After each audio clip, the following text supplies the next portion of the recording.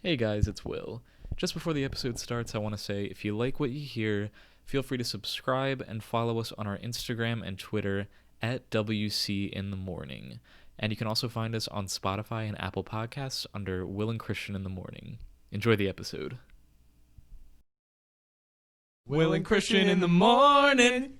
Hello, everyone. Welcome to a very special bonus episode of Will and Christian in the Morning. As always, I'm Will. I'm Christian.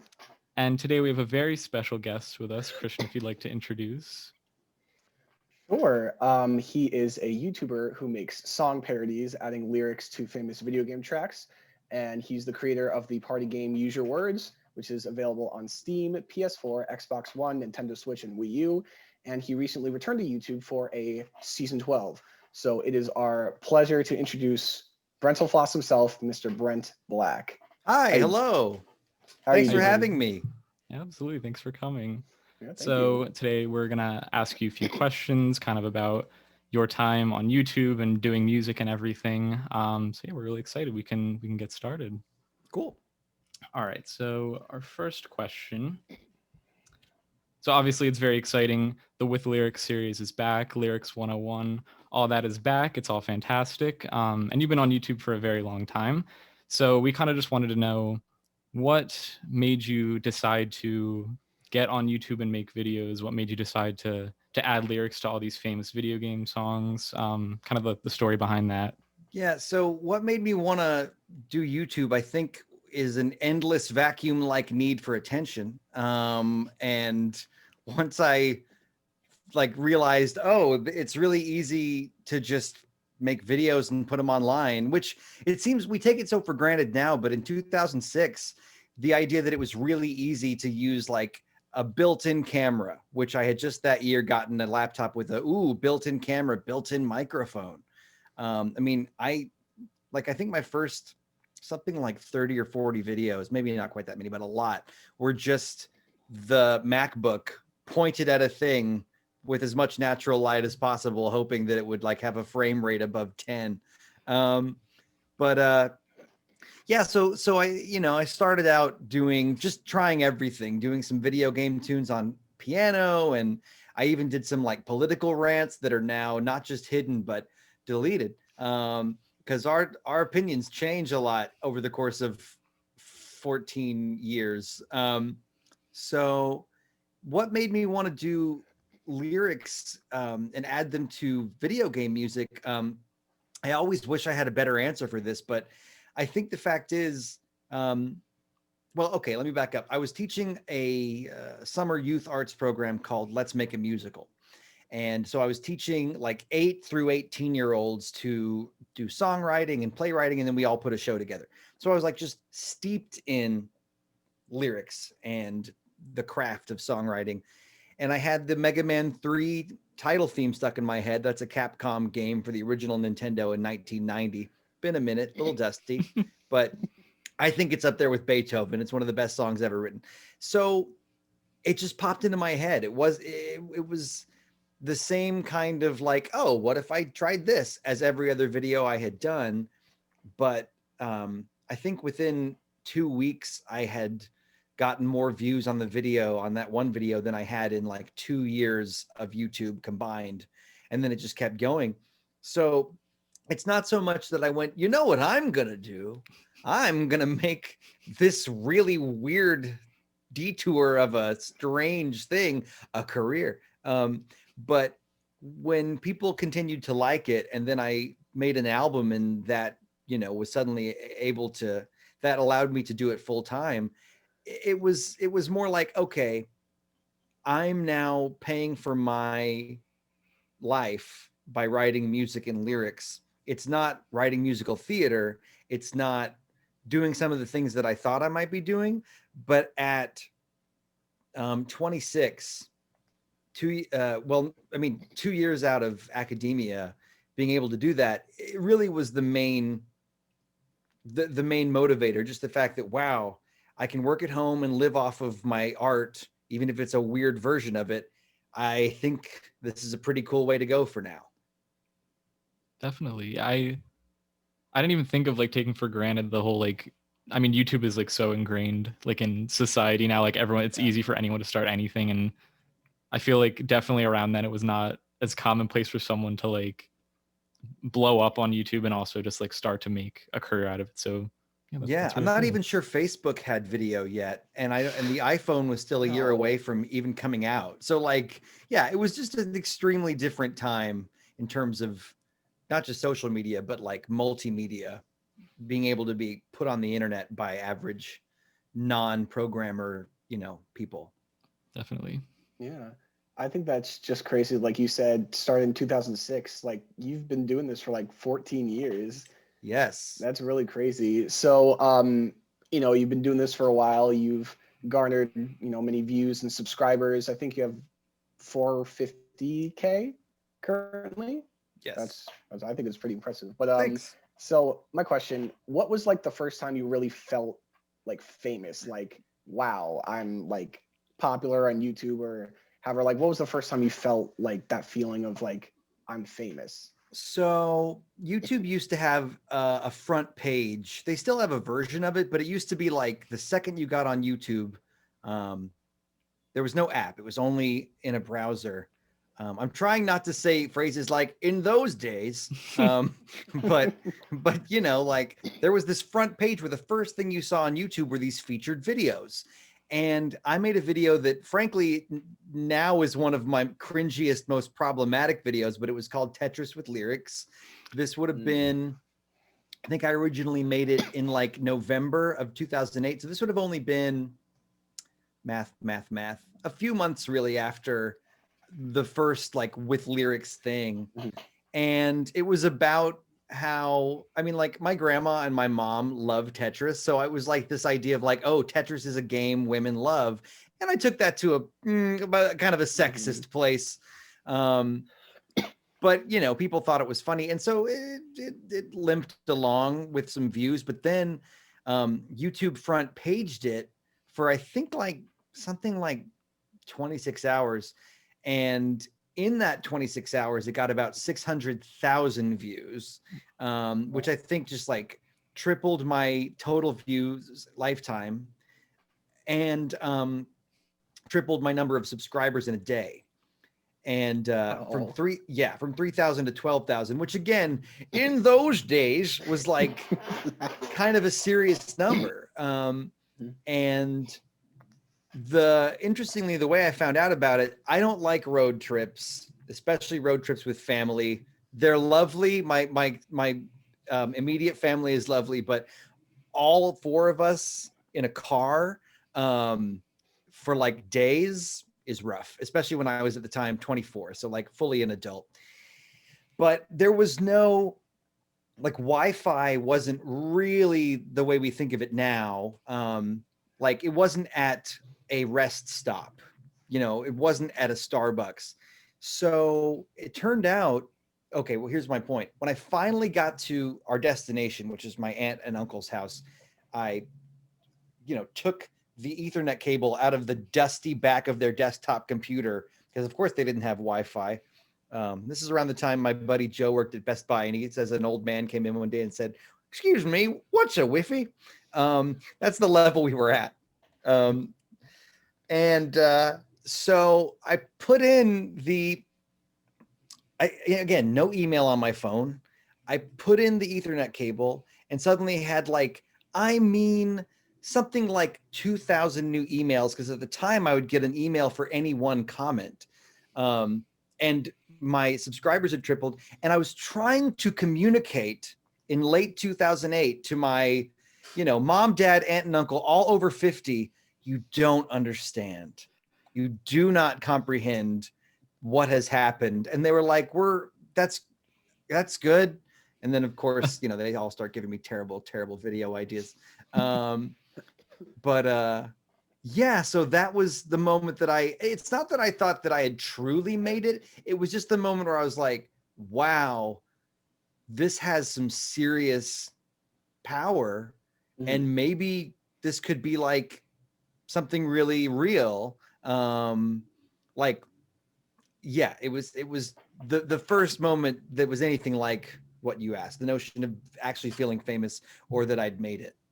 Yeah, that's pretty cool. It's like, Yeah, that's- you know, you're riding in the car, like, is nothing's happening. Then as soon as you plug in, it's like, bam, like, I have all of these new comments to subscribers. That's Right. Whereas nowadays the phone would just be like, bling, bling, bling, bling, bling, bling, bling, bling. But like being able to just see it all at once was, there's just nothing like, I mean, you know, 2,000 emails you didn't have before. It's just a very like, hot. Anyway, so.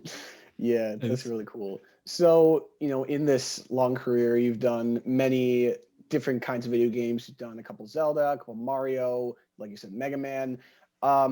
Is there any game that you would want to do a with lyrics video on that you haven't yet or aren't able to? Yeah, so Final Fantasy IV, which was marketed in North America as Final Fantasy II on Super Nintendo, was like one of my favorite games growing up, if not my absolute favorite. And I wrote a draft of a song about it. And like on my first album, I did this completely silly throwaway thing where I sang dumb lyrics to one of the tunes from it as Eric Cartman. It wasn't really a with lyrics, you know. And it's very close to my heart. And I've just never gotten around to doing anything with it. I have a concept for it, but it just, you know, it's one of those things that I can always sit there and go, oh, I should do Fortnite. I should do these games that are like just cultural icons. That's one kind of, oh, I've never gotten around to it. But this is one that I really do want to do. And I just haven't nailed down quite how to do it yet.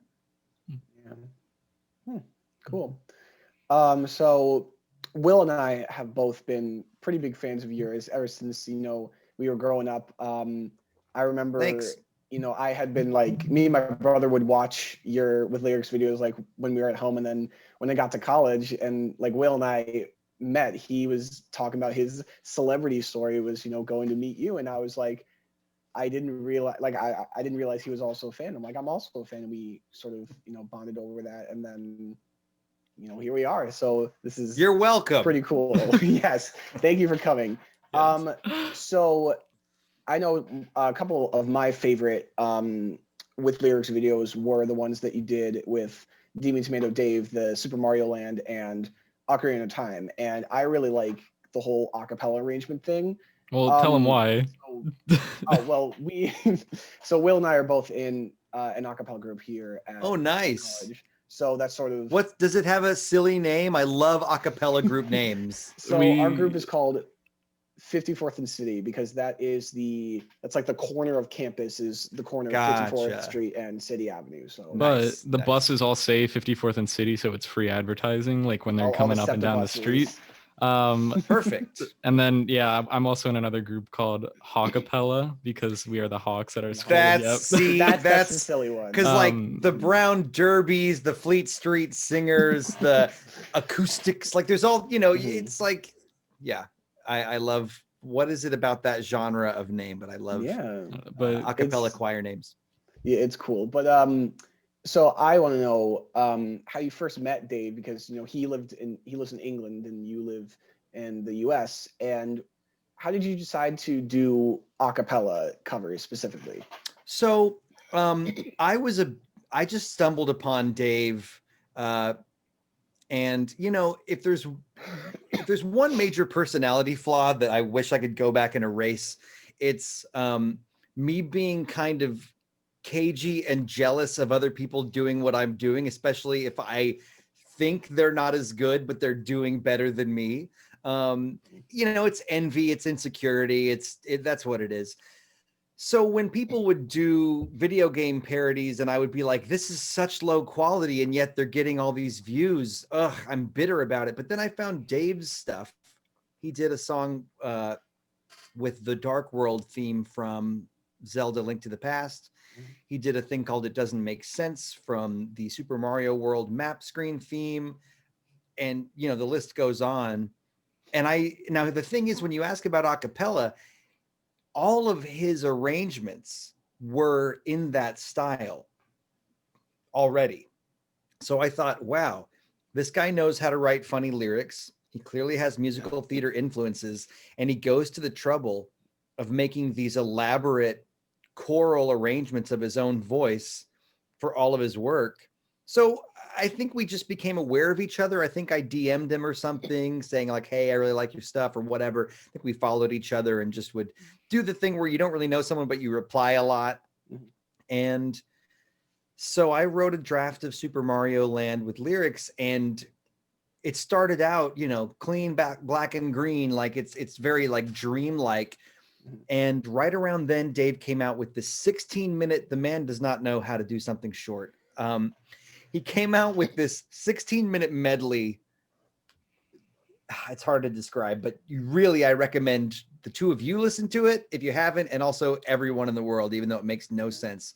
He's got this ongoing story about a Santa-like character called the Snatter that started out into something awful for him, and he's been writing it with his friends for years.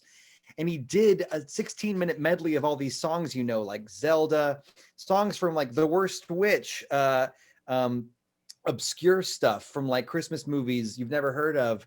And it's all in this long medley telling the story that nobody even knows about his Snatter thing. And I legit just listened to it on a loop for days. I was moving into my new apartment at the time, and I could like tell time by the fact that if I listened to it 4 times, that was an hour. And it just clicked. I went, man, I gotta get this guy to do that intro because it'll be so dreamlike and so choral. So I emailed him. I think I was just very like, I don't even think I was really asking. I was kind of like, hey, I got a project. We're gonna do it. But I think somehow it went from him just thinking he was gonna do the intro, and then me being like, I forget. I'd have to go back and look at the emails, but the way he tells it, I roped him into the intro and then seamlessly went, okay, and then I'm going to do a verse, and then you're going to do a verse, and then we're going to go back and forth. But yeah, so that's basically how it started, and we've stayed friends. I think that he's someone that, he lives in Manchester, England. I live in Philadelphia, and he also isn't much of a world traveler. So we haven't really hung out in the same space much at all. I think certainly less than 2 weeks of our lives over the last 8 years, but very good friends. And the thing, this isn't really answering your question, but because a lot of people are requesting a reunion of Dave and I for my season 12 content, like part of the challenge is that him doing those a cappella arrangements takes forever. We worked on Ocarina of Time for various reasons, not just this, but we worked on that for 2 years before it came out. And so much of that was him having to do the arrangement of, I think at certain points, like 8 layers of his voice, and the thing's 10 or 11 minutes long. So yeah, but I think that answers your question about how we met up. Yeah, that's pretty cool. I didn't realize that took 2 years. Yeah, that's insane. we shot the confrontation theme, or the confrontation scene twice, because we changed it around. We changed the ending, and I at that time went to a convention in England every September, so we just didn't love the confrontation footage the first time. It was randomly in this room of a convention. And eventually it was like the idea of me coming to his house to beat him up because we disagreed just felt so much better. Anyway, so yeah, there you go. Cool. I cannot hear any Ocarina of Time songs without hearing like the ba ba ba, like the little acapella like twangs in it. I love it. So besides doing like the with lyrics content and all that other stuff, you've also come out with Use Your Words.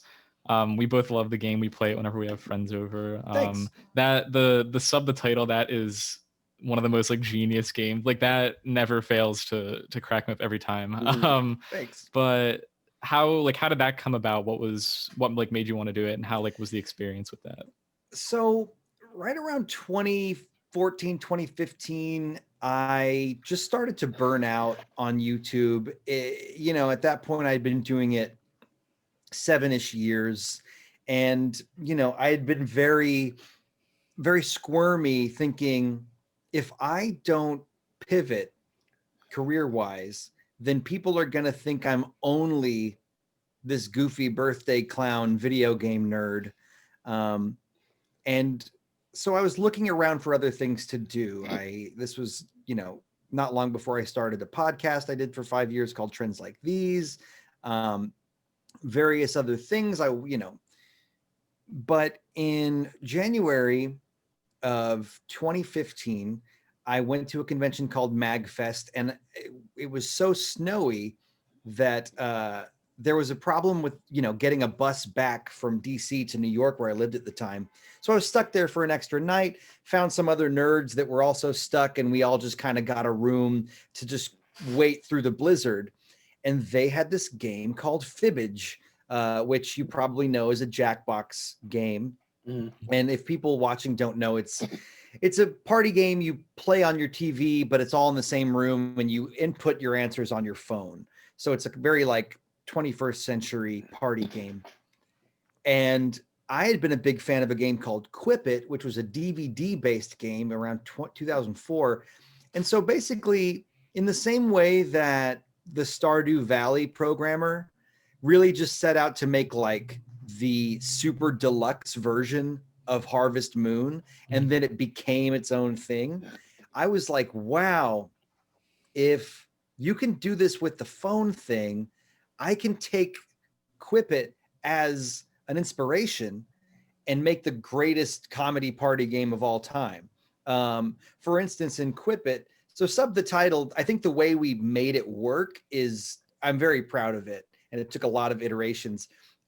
In Quip It, they showed you a really long clip, and the idea was that you had to write all the dialogue on paper and then, read it while you played the clip. It was terrible. It was terrible. But the idea of that stuck with me. So this idea kept percolating.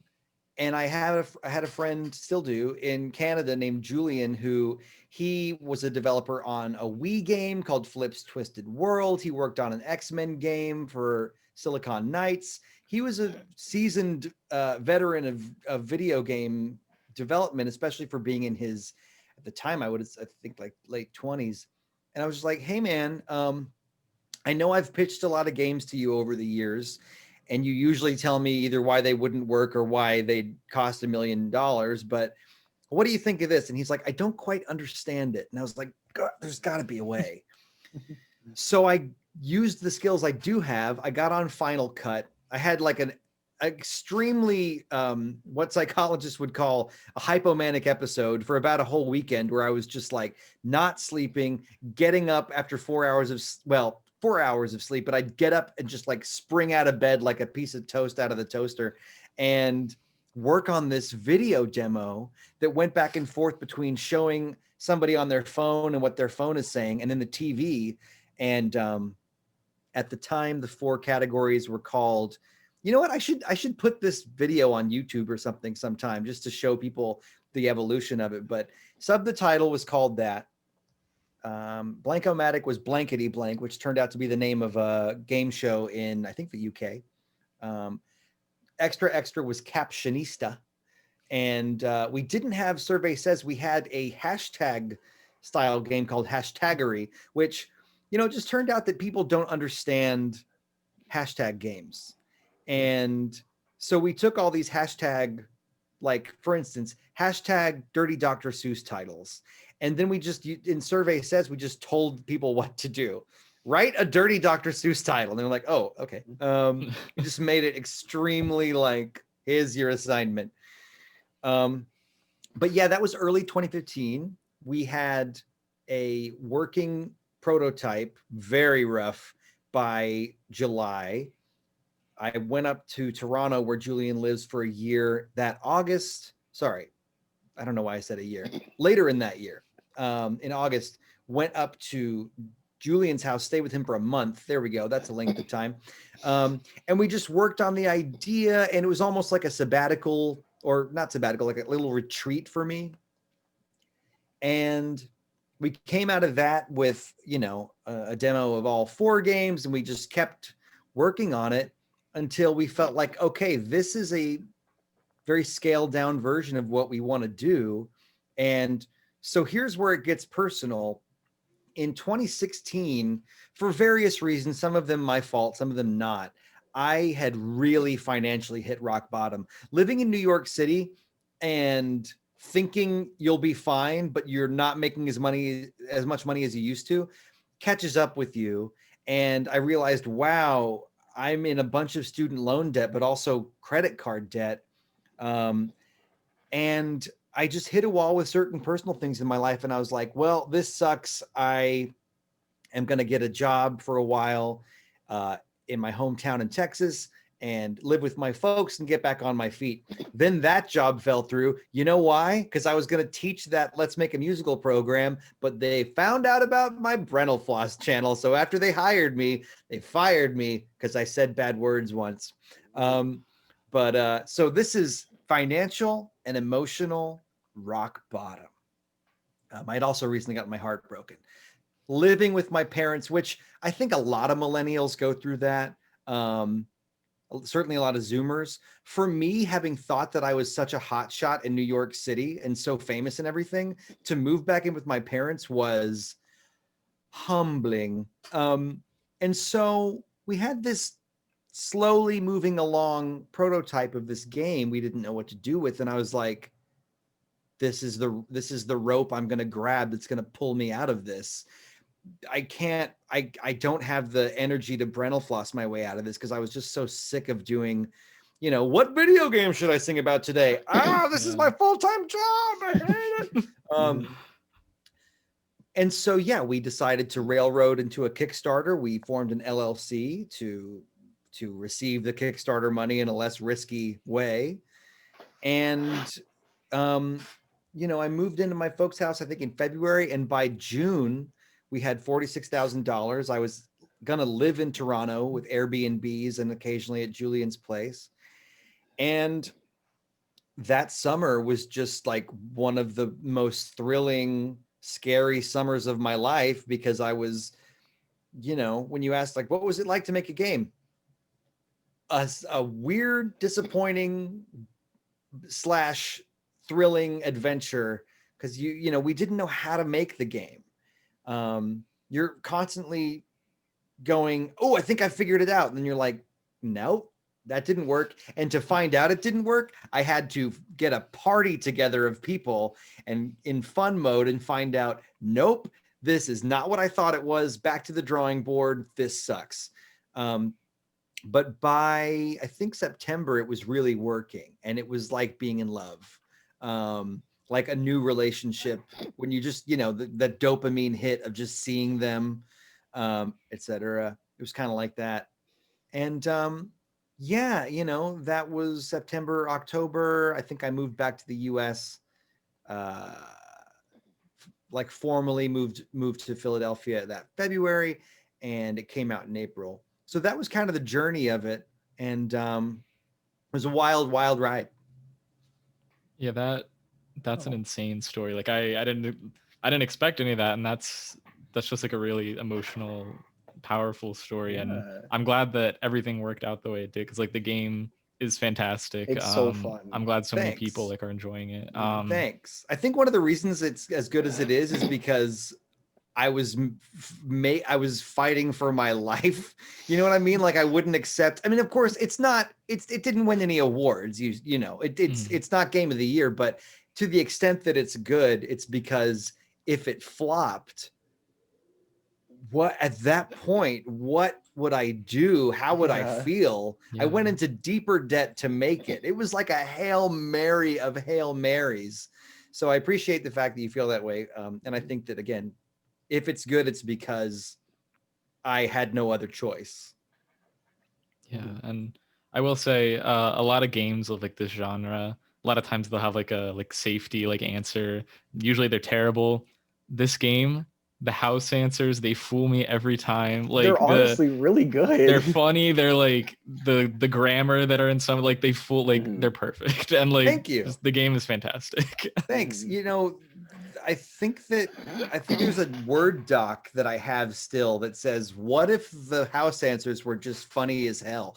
Because like really early, well, I forget when, but fairly early on in the process, I was like, "Hey, what if we call it the party game for funny people and their unfunny friends?" And the thing is, a party game for funny people where you're being funny, that's easy. You don't even need, you can do that with pen and paper. Yeah. A party game for unfunny people where they're supposed to be funny is like psychology and game design, game theory. And when I was like, if everybody's really boring and not funny, at least there'll be these house answers that they're not all hilarious. We put some in that are intentionally either not funny or chuckle worthy, but not really funny. But yeah, once I realized I could actually write some comedy into the thing and make it meta, there's a few house answers that make fun of me. Recently, somebody on my Twitter showed me a little Twitch clip of a thing where I made fun of myself in a house answer, and they were sure that it was one of the other ones. And when they found out it was built into the game, they just flipped. But yeah, I appreciate you pointing that out. I think that was a really lucky trick we stumbled onto. And in terms of the design of the game, the house answers, some people get frustrated with them because they feel like, oh, you're making me vote for one that I don't think is the house answer, or the one that I really laughed at, I will vote for, but maybe it's a risk. Part of the reason we did that is because a little bit of chaos means that the unfunny person might do better. And it can't be a game of pure skill because unfunny people are going to be like, I suck at this. Sure, I'm definitely not going to play a second round. But if there's a little bit of a chaos factor where it's like the Mario Kart blue shell, you just never quite know. And so it's not a pure game of skill. But because of that, someone can win or do better than maybe they would in a pure game of skill, and they end up having more fun. And then the funny person who lost goes, "We're playing again." So it works out well. Yeah, and I have one more question, but before, how did you get all of these clips for Sub the Title? Like I know there's a lot of there's a few like Gamera clips, like I love the Gamera like cheesy I kaiju love movies, those. and I know there's like a lot of clips like that. Like how did you find all of those? Well, I mean, there are so many ways to Google search for public domain movies. And some of the movies are the kind of thing where, okay, so I'm citing now the what is it called? I think it's the Digital Millennium Copyright Act or something like that, Mhm. where if you assume that a movie is public domain based on what you know, and then you reach out to the filmmakers and they don't get back to you, but you've made what's called good faith efforts to secure the rights. The movie, what's it called? Incubus or Incubo, which is the William Shatner movie with that's in Esperanto, which is a made-up language. We looked and looked and looked for who owns the rights, and it looked like whoever did died. And so we just went, look, this movie was literally lost for 20 years. Somebody found an extra reel of it in France, and I went, nobody who owns this movie cares deeply about it. I feel okay taking these 5-second clips. But yeah, it was a lot of searching. Japan has like different laws about copyright for movies than we do. And it was just like so much searching. And not only do you have to find an old movie that's in the public domain, but you have to find it in 480p, which is really hard, minimum 480p. And then you got to watch it and hope that the clips are good. And I mean, in the end, if I get 2 clips out of a movie by the time we've, weeded out all of the duds, that's good. So I probably watched 100 movies. At this point, mostly Soviet and Japanese movies. But yeah, quite a selection. Wow, that's incredible. So my last question. So you have been away from the With Lyrics series for a little while, doing other projects. You've had your podcast in the past. You recently did Con the Musical, and now you're back in full force. Particular favorite of mine right now is the Fall Guys with Lyrics. We're a huge Fall Guys house Thank here at you. school, so I lost my mind Thank when I saw you. that drop. But Thanks. I'm glad somebody did. But no, I thought that was going to be a big one because it's a big game right now. But yeah, I appreciate you liking that one. Oh yeah. yeah, I love it. so I guess my question is, what made you, come back in full force with season 12 of With Lyrics and Brentalfloss? Well, so two things. The main one is, yeah, so like between summer of 2018 and winter of 2019, I was, aside from podcasts I was doing weekly, almost the entire, and a little bit of Use Your Words maintenance, almost the entirety of my job was living off of Use Your Words money and making Con, which for viewers that don't know it's a musical parody, or rather a parody musical of the Star Trek film, The Wrath of Khan. And 2020, I did I think a table read and 3 separate staged readings to develop the show. And after the Philly Fringe one last September, I rewrote it again, thinking, okay, now I've got a cast of 8. And if you want to do an off-Broadway show that's a musical, 8 people nowadays is about the maximum cast that can be afforded, because the off-Broadway model is in a way harder than the Broadway model. You've got a Broadway show, you've already got $10 million minimum. But doing a Broadway show doing an off-Broadway show will kind of always feel like a shoestring unless some angel investor's like, yeah, here's $3 million. That never happens. So I was talking to some producers. A friend of mine runs a general management firm. We were going to drop a budget, and then COVID time. I'm kind of lucky we didn't go farther into it, because I would have paid all this money to get, an engagement agreement with a firm and blah, blah, blah.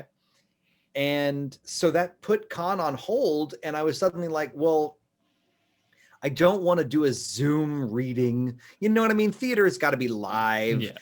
A comedy musical, comes down to, do they laugh because of this word, or are they laughing because of what sets up this joke? You can't tell that on Zoom. You can't feel the energy. And so I just kind of, we had some Use Your Words stuff to do, updating different platforms with French content, and a little bit of a spruce up with new English content. And, but other than that, I was like, I don't really have a whole bunch to do. And that was starting to wear on me. I was playing a lot of Civilization 5, which is a game that you really can't play a good playthrough in under 5 hours. Kind of drinking and just not knowing what to do in lockdown. And on this July morning, I just went, holy crap, I've got all of these drafts of games, all of these drafts of videos and songs about games that are unfinished, or the draft is done, but I never wanted to do it, or, the kind of thing where if you're not doing videos regularly, then anything you come out with has to be good enough to be on its own. Otherwise people will be like, yikes, all this you haven't uploaded in 7 months, and now what you come at us with is Dig Dug. You're gonna make anyway, you get it. And I just went, this is the time to do it. I'm completely recharged. I don't feel that burnout, and moreover, I don't feel pigeonholed.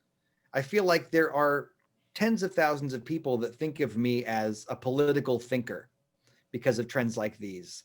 And I am. And that's not writing dick and fart jokes about Mario. Many people either think of me as a game developer or think of my game as a legit game. So I can live to say nothing of having written a full-length musical that reminds me that there's other stuff. It's still comedy, but reminds me that there's other stuff that I can do successfully, not just songs about video games. And so I'm kind of able to come back more confident and go, there's these fans that say, when are you going to do new with lyrics videos?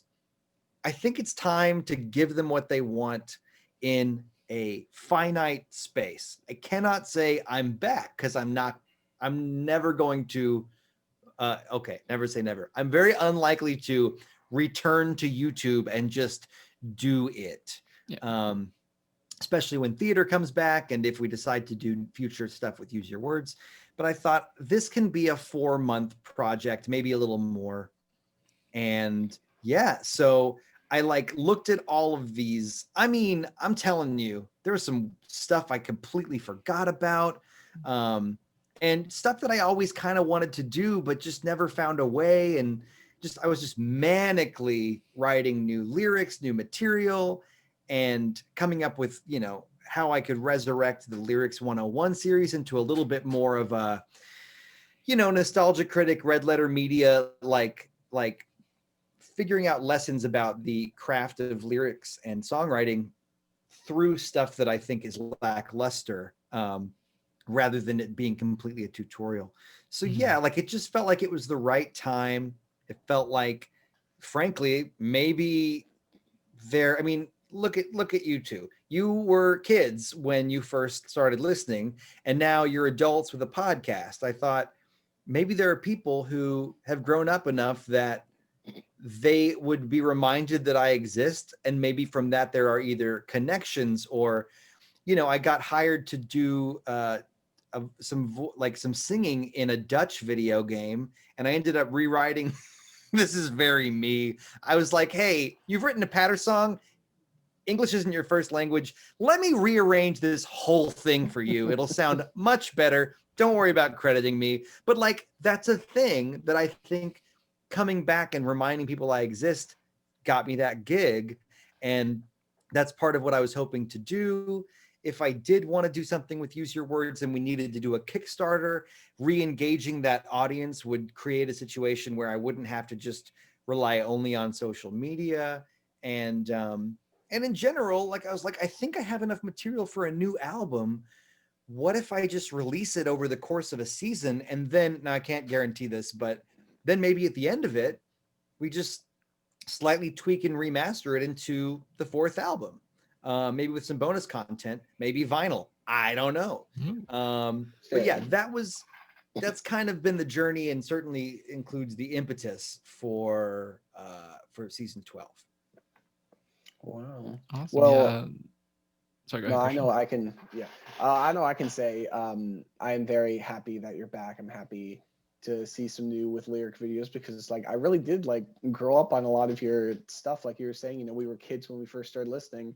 Now we're grown up, and like when you announced that season 12 was coming, I like went back and listened to some of the old songs, and like I remember like sitting in my basement like watching the video. It's like, oh, there's a new Brentalfloss video coming out. So I think it's like a big like nostalgia rush for me, and I think it is a good time now that everybody, you know, because of COVID, we can't really new things are it's like difficult for new things to happen. So sort of this coming up like, hey, now I'm coming back. I think it's good to like, you know, like thinking about these like fond memories we had when the world was normal, and now it's sort of like things like seem a little more normal. So. Yeah, the best comments I get are people that, now again, keeping in mind I've got a lot of subscribers, but I think I have a much smaller base of like real legit hardcore fans. But the ones of them that will say, wow, 2020 is not all bad, and I'll be like, you know, I was trying to, in my podcast, I was trying to fight the bad things in politics. That was a certain kind of trying to do a good thing. Use Your Words. I was like, I'm making people laugh. Yay. But there is an element of me going, for the big fans, maybe this is a little light in the dark. Maybe this is a little laugh here or there that takes their mind off of this weird situation we're in. So yeah, I that's been one of the big rewards of it, is just finding out people think of it in that way, because I didn't set out to do that. But it was like a nice surprise that they would frame it that way. Yeah, there's definitely, I've seen a lot of comments where it's like the Return of the King and like all these like he's back. Like I'm loving it. And I think the fan response has been really good. And I will say it doesn't feel like a Disney type of like reboot where it's not the same. Like I popped on the Mega Man video and I was like, yep, this is classic. This is like an instant, I'm gonna be listening to this like on repeat. Glorious return to They're form. fantastic. Yeah. Thank you. Yeah. I was really scared that I would announce season 12. The first one would come out and it would be like, oh, how the mighty have fallen. Yikes, bro. And so I think that, I didn't know which one to start back with. And that one just seemed appropriate because the first one ever was Mega Man 3. And I lucked out with that one. I think that, again, it's really extremely heartwarming to feel like even 6 years after I was really regularly uploading, there's still people that care and that are excited to see more. It's really been a unusual kind of there's ego boosts, but then there's like self-esteem supplements. They're different things. It's not me thinking that I'm Mr. Hotshot. I've been in enough highs and lows to realize nobody's a god. Nobody's all that great. And the people that are doing really well are either miserable or mentally ill or both. I am also mentally ill and medicated, but I think you know the context in which I mean that. So yeah, it's helped round out my sense of myself as a worthy person and a worthy artist. I feel very lucky about that. Well, that about wraps things up. Thank you so much for taking your time to come and talk to us for a little while. It's been do you a want pleasure. to? Thank you. Yeah. Do you want to plug any places that you can be watched, reached, anything like that? Sure. Okay. So if viewers think they would enjoy comedy songs about video games, they can find that at youtube.com/Brentalfloss. If you're interested in watching an earlier draft of my Star Trek musical, and that's pretty well shot, so it's very watchable. That's at twitter.com/UASTPM, and it's the pinned tweet. I know that's very strange and circuitous, but I'm not trying to put it out there for the whole world because the copyright holders don't need to know yet. If you're interested in the party game Use Your Words, there's more information about it at useyourwords.lol. And on top of which, it's just on every, I think that Christian or Will mentioned the platforms. It's on basically current gen platforms on the eShop. So if you're, whatever the digital store on your console is, Use Your Words should be there. I think that's basically all of my pluggy things. We'll stick with that. Okay. One final thing. Can you give any like sneak peek of any of the upcoming videos, or is it all kind of secret? When does this come out, this episode? Probably like a couple days. Of your show? Yeah. Probably like within a couple days of this recording. Yeah. So I made a mistake that I decided to stand by, which is that this Thursday, October 22nd, the video coming out that day, I have already released the song on Bandcamp. I meant to schedule it, but when it came out, or rather when I uploaded it, I did two things. I clicked the schedule button and then I clicked the publish button. So when you do that on Bandcamp, it tells all of your hundreds of people that follow you on Bandcamp, Brentalfloss just released this song. And I went, I don't want them to suddenly not be able to listen to it. Bandcamp is not the most popular platform for music. So the Spectre Night stage from Shovel Knight with lyrics is the next video. I'm reuniting with the Konami Code, and they're the band that I did Contra with lyrics with, Paperboy with lyrics. There might have been one more. They're legendary. They were at the very first convention I ever went to where I played a concert. We've stayed friends. And they are now, after years, they're also starting their thing up. So we collaborated on it. It really rocks. And that is currently No matter when you see this, that is currently available at brentalfloss.bandcamp.com. Awesome. All right, so yeah, that just about ends the episode. Thank you again, and Thank you so much. listeners, we'll see you next week for a new episode. Yeah. Great. Thank you again. Yep. Yeah, it's been a pleasure. Bye. Thanks, fellas. Yeah. Yep. Have a good one. Thank you.